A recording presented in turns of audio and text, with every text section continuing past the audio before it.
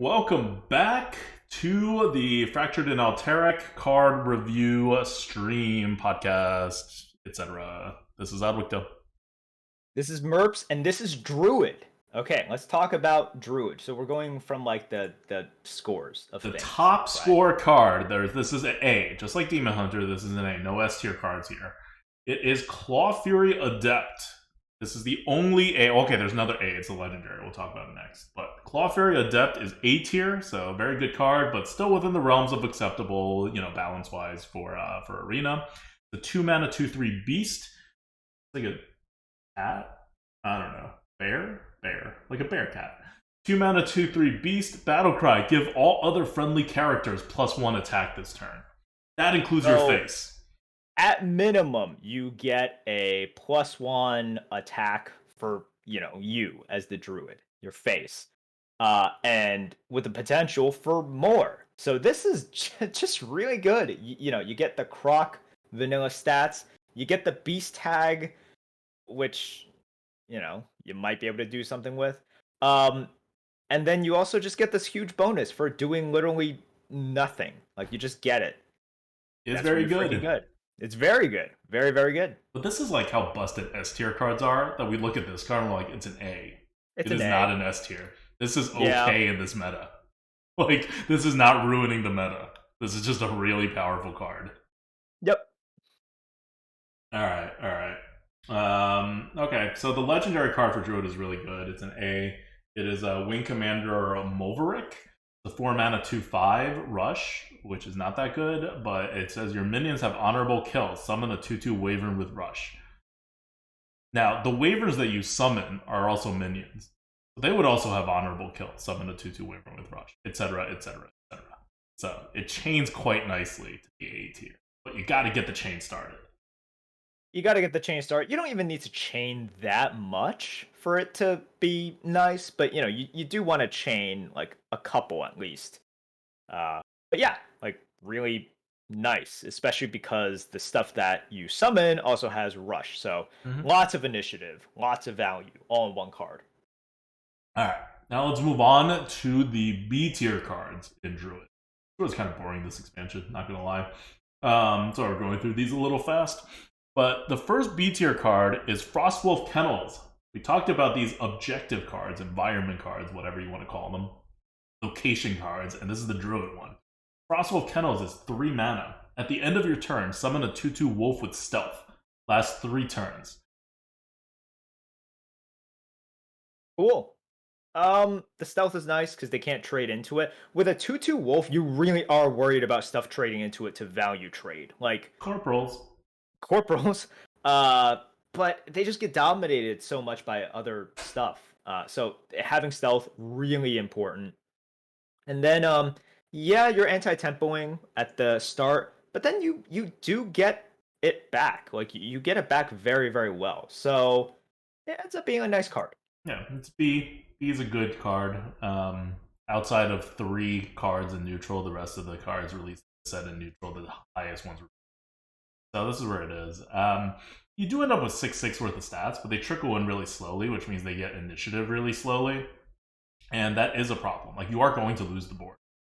And you are set up to get it back, but not like that well set up. Like, imagine having, think of these cards as, especially the minion generating ones, think of them as the ones that are like, oh god, why am I blanking on this? The ones that aren't part of the board, like you just get a round thing. What are those cards called? What? Like they're hidden on the board when you play it, and then they pop out after 2 turns. God, I'm missing the keyword. Dormant? Yeah, dormant. There we go. Oh my god. What is wrong with you? It's been a really rough couple weeks at work. Oh my god. I've literally not stopped like working since like early Saturday morning. Okay. All right. Between work and doing Hearthstone. So at the end of your turn, summon a 2/2 wolf with stealth. It kind of the next 2. Think of it as dormant 1 and dormant 2. And if you know something about dormant, you know that dormant you get more stats. You actually get the stats as if you paid the higher mana cost.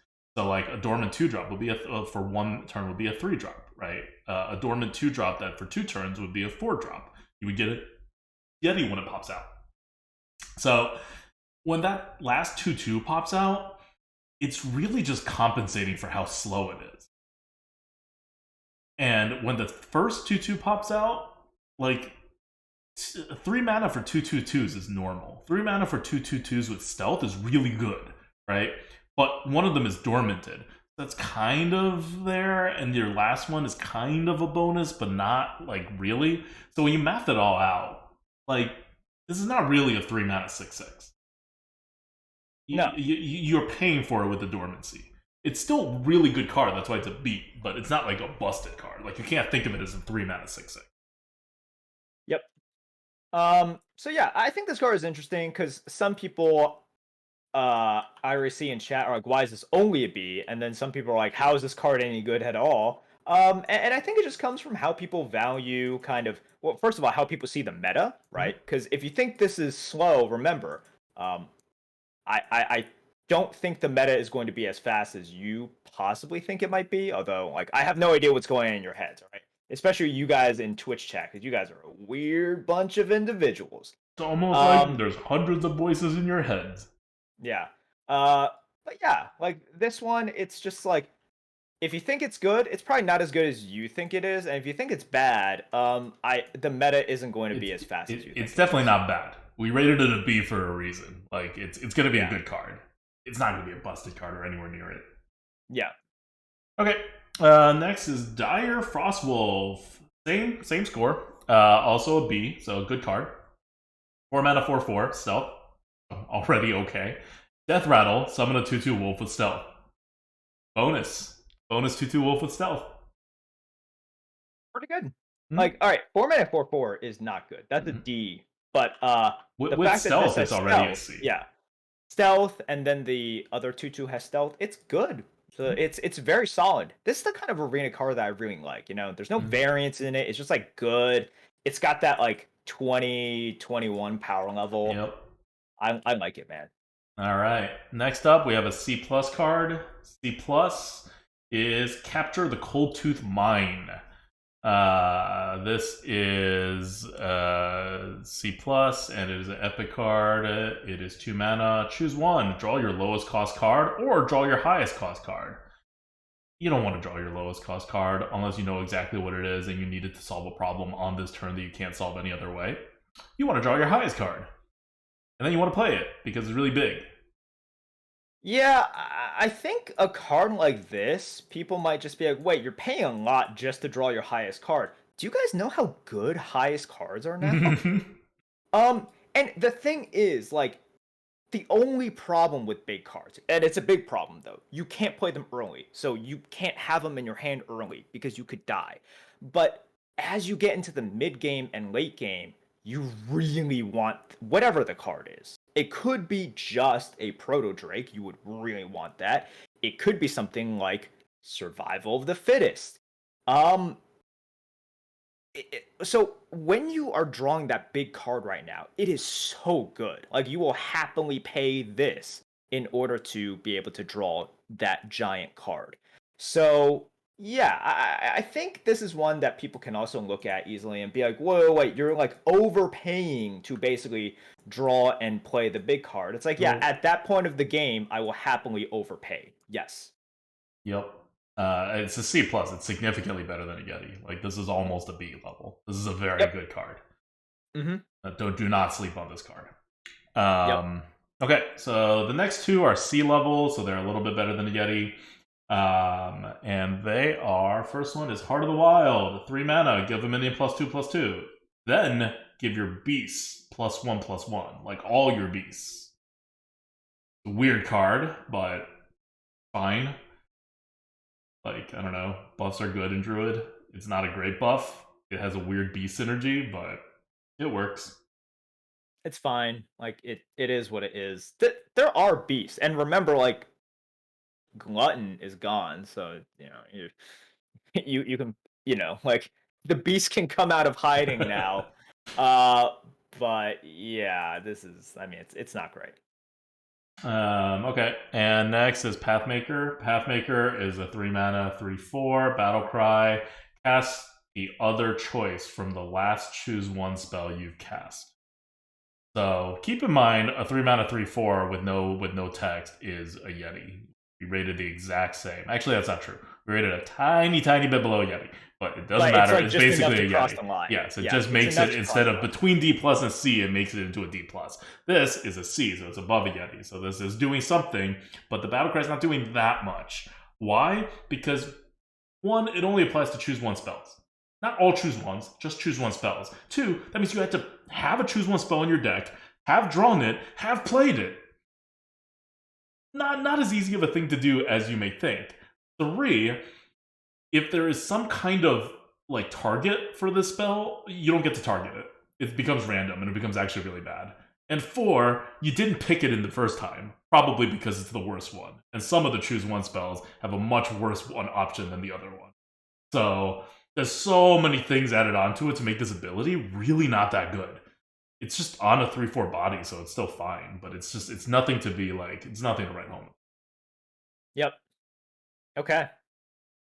I got nothing more to say. That was it. Okay, Prideseeker, we are now at D+. We are now below a Yeti. Prideseeker is a 3-mana 2/4. Gonna hammer this home into you guys. 3-mana 2/4s, sorry, 3-mana 2/4s and 3-mana 3/3s are bad. So this one's a 3-mana 2/4. Battlecry, your next choose one card costs 2 less. You may think, oh hey, it's a 1-mana 2/4. That's good. No, it's still a 3-mana 2/4. You don't know when you're gonna get your choose one card. You don't know when you're gonna want to play it. And yeah. I got nothing more to say. Alright. But again, D+, it's only slightly worse than a Yeti. Like, you will eventually play a choose one card, and you will get that savings back. You may even be able to ramp your choose one card. Okay, finally, the last card in Druid is Frostsaber Matriarch. This one's D. This one's actually bad. It's not just worse than a Yeti. It's, like, bad. It is a 7-mana 4/5 beast with Taunt, and it costs 1 less for each beast you summon this game. You're not going to summon that many beasts. Like, especially not in any reasonable time frame. So even if this eventually comes out to be 3 mana or 2 mana, it's far too late in the game. Yep. Alright. That's it. Cool. Cool. That's Druid. So what do you think about Druid? It's fine. It got like some decent cards. Once again, if you like look at all this stuff, right? I'm gonna stress this over and over again. There's not like tempo pushers here. There's stuff that's good for their cost, like Dire, Frostwolf. But nothing that really pushes tempo. Like this is what. Yeah. Yeah, it's the best Druid card. It's like the best Demon Hunter card. They're tempo cards. You can't say there's nothing that pushes the tempo. No. But like, so there's stuff that capitalizes on you having it. But like, I don't see sort of like, you know, a card like unnerfed Gibberling, right, into like all of this stuff.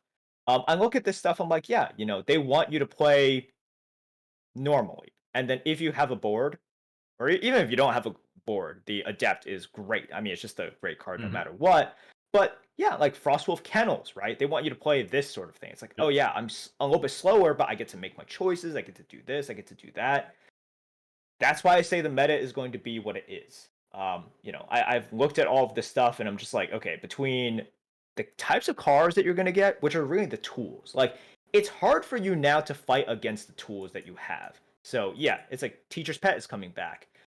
Twilight Runner is coming back. Survival of the Fittest is coming back. These cards are like coming in. I'm like, I think, you know, Druids, we have seen metas in which they, you know, completely spam and then capitalize with Arbor Up. I just don't see that being anywhere close to that sort of playstyle. Sounds good. I have no thoughts on this. I think Druid is going to be incredibly boring in this upcoming meta. Well, no matter how good it is. Yeah, like you said before, like Big Druid is going to be potentially a thing. Like that's, I don't know. I don't have fun with Big Druid. Anyway, that's it for our Druid talk. We're going to be under time for the first time in all of these episodes that we've been doing. If you guys don't know, we've been doing over and under on 40 minutes for the big ones and 20 minutes for the small ones, and this one's going to come out to be under 20 minutes. That's how boring Druid is. Okay, you want to give a shout out before we end this? Yes. Thank you to those watching on YouTube. Remember, if you like this, like, comment, and subscribe for more potential YouTube content. I don't know how much we've been slacking a little bit, but maybe more in the It will future. be That's more in the future because we're all going to I will start say. playing Arena again and start doing Arena Coops again. Huh? Oh yeah, I forgot about those. But yes, so thank you to those future YouTube viewers. Hello from the past. Okay, that's it. That's it. See you guys in Hunter. That's going to be an exciting one. Don't leave Bye. now.